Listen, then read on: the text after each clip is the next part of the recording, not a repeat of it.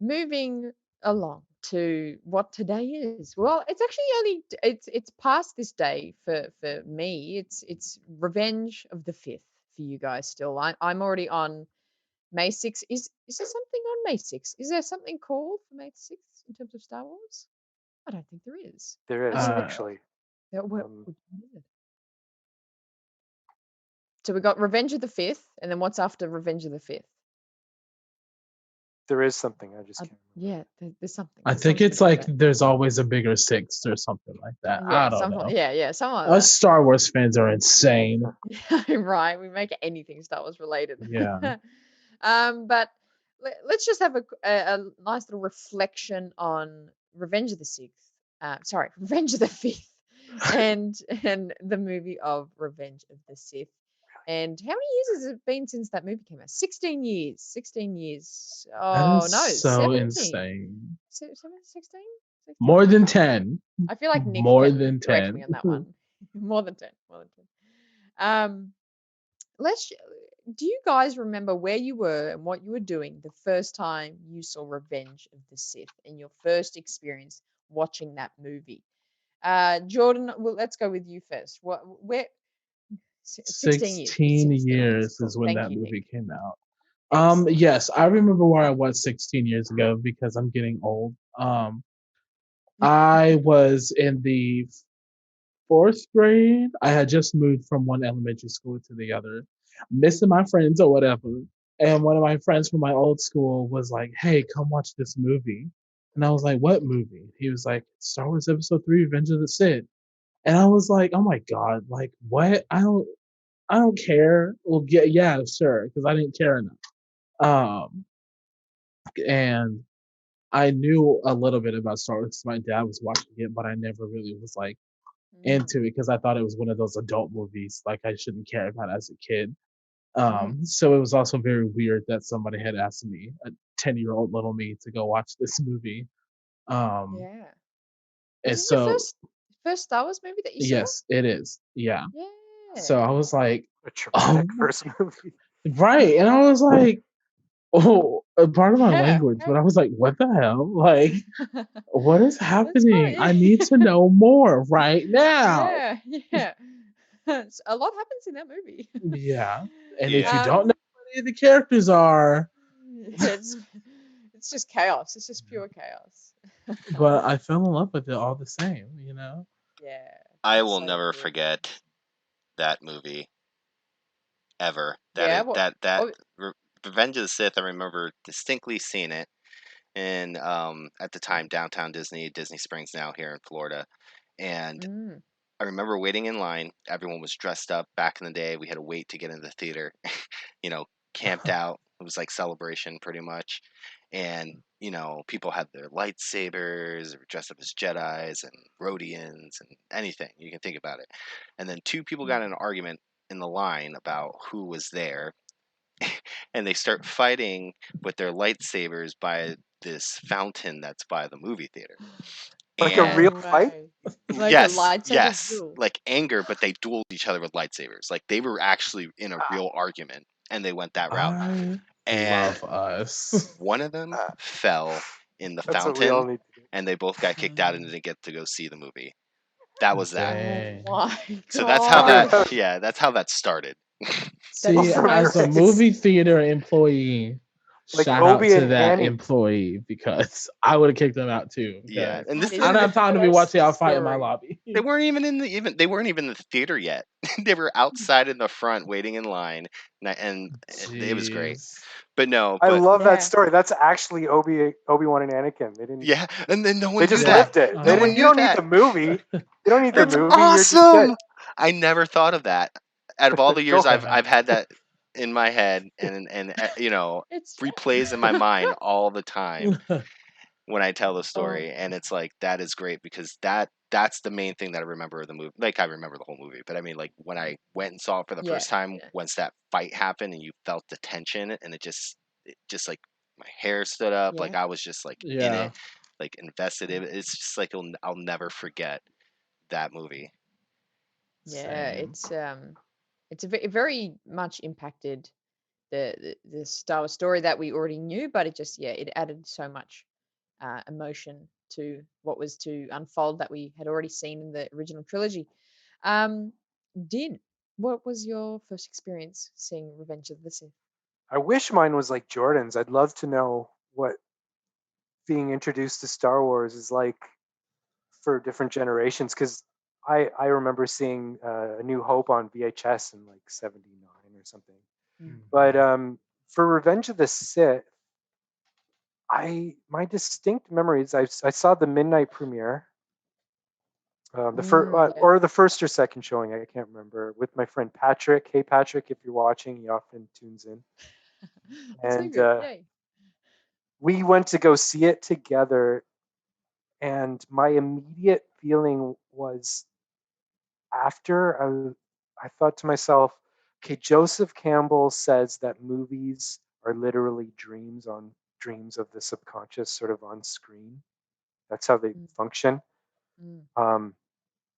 My feeling after that movie was that I entered some sort of like mythic dream state where I felt like I was in hell or Hades, or like it worked. That movie. Yeah. It like did something to my psyche and my DNA, which took me there. And I was like, wow, that's the power of art. Yeah. I think that movie is the greatest work of modern art. And people think I'm nuts when I say that, but also A-list feminist art critic Camille Paglia says the same thing. She wrote a book called Glittering Images, and she had to talk about what are the best works in the modern art and the visual art world. She got to the last chapter and had to pick number one, and she couldn't. She's like, nothing holds up to the old masters. Nothing. And she was on the Sci-Fi Channel, and Revenge of the Sith came on. She's like, this does. And immediately, when I think about it, like I graduated from art college in fine art. What in modern art could I hang next to Michelangelo's Last Judgment in the Sistine Chapel? I honestly, I'm not saying this because I love Star Wars. I honestly think that the only thing that can hang beside that is Revenge of the Sith. Story, theme, visuals, design, tone, philosophy, epic mythological grandness. It's the only thing. It's the only thing. It's, and you've got a good point of all the elements that go into this movie, because the one thing that always hit me is just the emotion. Like, I've seen it like, everyone's seen it like a dozen times, but still the emotion is so there, and it's still so it has that gravity as it did the first time I saw it. And like what you're saying, it has all those kind of emotions through it, and it's a work of art, and it's the music, it's the shots, it's the dialogue, it's the everything that makes it this enormous work of art that I love how what would you hang it up next to? Revenge of the Sith, it would be the artwork I would choose like, too. I just put the challenge out there. Like, someone tell me what modern work of art you could hang next to Michelangelo's Last Judgment and have it survive. Just have it survive. Like, not just be completely obliterated. At least Revenge of the Sith could like stand next to that and go, yeah, you're not going to take me down without a fight. That's such a good point. That is such a good point. Yeah, I just remember watching it and being so amazed and so confused at the same time. Because, obviously it was a prequel to things that people twice my age have already seen. So I was like, I love this movie. And it's called Episode 3. So are there like 2 more movies? And my dad was like, there's like 5. And I was like, how do they have time to make 5 movies? And then, the rest was, as they say, history. It's just absolutely. amazing for a movie. Like it was such an interesting movie. First movie to come in on. Like that's so like and that's really interesting, because it is like, I feel like, because the way I first watched Star Wars was Phantom Menace, Attack of the Clones, then Revenge of the Sith. So that's really interesting that coming in on Revenge of the Sith, like with that intensity, with the emotion, with like, oh my gosh, there's so much like passion and hate and love, and there's so much going on, like with no context. But I still feel like you could feel, like, is that right? You could still feel the gravity of what was happening. Like, oh my gosh, for there's sure, a lot happening. definitely. Were you invested in Anakin? Like, did you have enough of him to think he's the good guy? You don't want him to fall? Yes, but I was also way more focused on like Mace Windu and Obi-Wan and Padme, my queen. um, but I I like that. I could say though, especially at the beginning, because he saved the chance, and I was like, oh, so you're supposed to be like the badass hero, dude. Okay, cool. And then like 2.5 hours later, I was like, oh, okay, never mind. Yeah, absolutely. And just actually on that, I want to know your perspective of Padme's death. Spoiler. Padme's death. How do you think? Why did she die? Was it just the physicality of the intense childbirth, or was there something more forcefully spiritual that she had to die, or she needed to die in order for things to happen after that? What do you think about her death and its meaning? Oh my force! I wish Chris Seekell was on right now, because in one episode of Star Wars Underworld a while back, we sort of got this mind-blowing theory of what could have caused it, like on a spiritual, scientific level. I forget Yeah. what it is right now. Is Chris in the chat? Does he remember? Can he say anything? Let's see what he says in the YouTube chat. I think he's in our awesome, yeah. But If I were to I take a guess, it would probably would. Okay, well, a lot of people say like, oh, Palpatine was draining her life force secretly to save Anakin, which kind of makes sense. mm, I That's a think theory that's going around. I think there's a bit of that element in there, because it is proven like that. How would he know she died? It's sort of happening at the same time. mm, How would okay, he yeah, know from all the way over where he is? yeah, I'm yeah, more just, if Chris can remind me, like we came up with, it was something to do with Einstein and like your thoughts determine your reality and how the force would react to that. I have read since then a lot of articles that people can die of a broken heart. yeah. Um, I Because do I do think it feels right to me. Without I had this whole intellectual concept with Chris that makes sense, but it actually feels right to me that and mm, it's not that I do want to say something that's like a little controversial, because I do think um, especially given the omitted scenes where she is leading the fight against Palpatine and she's still being a badass woman and being like the basically the number one proponent against him on a mm, political spectrum. yeah. I do think that, and I can't speak for women because I'm a guy, but I do think I have to say, having been through breakups, it's and I'm, I do think that her choosing to not follow Anakin and to basically break up with him, no matter how much she felt for him. I do to me Mm, to me that's a strong female character. You know yeah. that she had, like, I think any emotional battle like that is probably harder than any political one, to walk away from someone you love based on your ideas. And she stayed Yeah. true and heroic and strong by doing that. So I don't agree. Personally, I don't agree with some of the critiques of her being shown as like a maybe a weaker version of who she was in the previous movies. Yeah. Mm, mm. He's S- back. Did he hear my question about what are Chris? I was asked what I thought about Padme's death and what happened, and I can't quite remember what our mind blowing theory was that we came up with on that SW episode not too long ago. Something to do with Einstein and thought determines reality.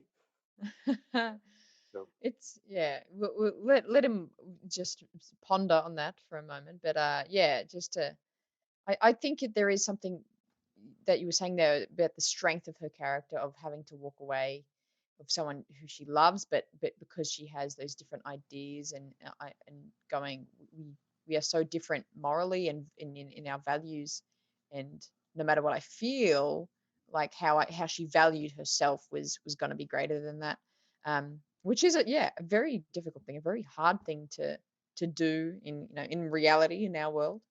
But yeah, it's a really interesting topic, and I think like kind of the Chris, what's your theory? My favorite theory about that is that she's using her life force to keep Luke alive. That yes, I was literally about to say these similar idea. So using her life force to keep Luke and Leia alive. So that's kind of her dying was kind of her passing through what her life force was for them to live on. So that's what Chris was saying in the chat. Is that, do we disagree? Do we agree? No, I agree with that. It makes we had sense, some yeah. other. I'm gonna have to go listen to that episode again. Remember what it was. Yeah, go check out Star Wars But- Underworld. Good plug. We'll plug them. Go They're good find that episode But and let us know. Oh! We'll give you a shout out next week. she lost we can't explain she lost the will to live. And it was something to do with the will of the Force. Okay, now I'm starting to remember. Yeah.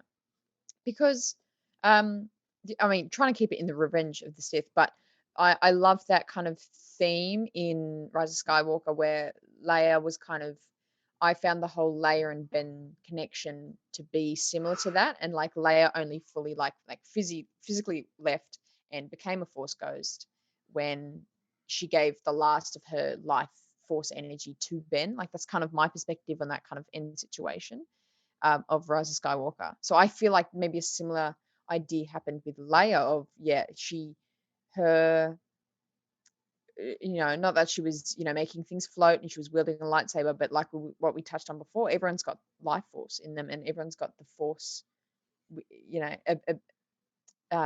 in them. Everyone has it.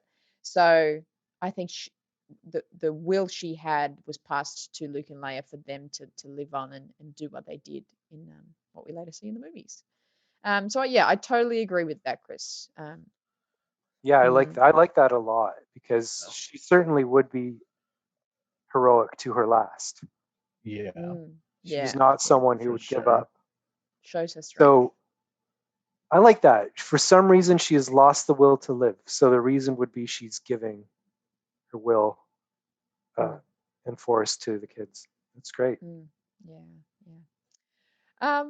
Well, also, real quick, yes. Oh, no. Yeah. I have friends in several Star Wars Discord servers I've been reading all day, and I just want to let you guys know that it's actually not Revenge of the Fifth. It's Fives Day, in honor of ARC Trooper Fives. We've got it wrong this whole time. It's not. It's not Revenge of the Fifth. It's Fives Day. Yeah, it's Fives Day. So that's really funny. Make sure you pay your respects to ARC Trooper 5555 today.